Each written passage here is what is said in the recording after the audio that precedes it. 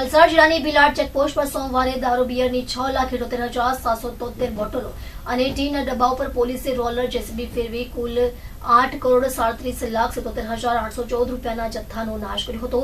જિલ્લાના 13 પોલીસ મથકમાં જપ્ત કરેલા કરોડોના દારૂના નાશથી ચેકપોસ્ટ પર આલ્કોહોલની તીવ્ર વાસ સાથે પ્રવાહીની નદી વહી હતી। વલસાડ જિલ્લો લીકર ફ્રી સ્ટેટ ગણાતા મહારાષ્ટ્ર અને સંઘ પ્રદેશ દાદરાનગર હવેલીની સરહદને જોડતો ગુજરાતનો સરહદી જિલ્લો છે। આ વિસ્તારમાં મોટે પાયે દારૂની હેરાફેરી થાય છે, જેના પર વલસાડ જિલ્લા પોલીસ અનેકવાર તવાઈ બોલાવી મોટી માત્રામાં દારૂના જથ્થા સાથે બુટલેગરોની ધરપકડ કરી છે।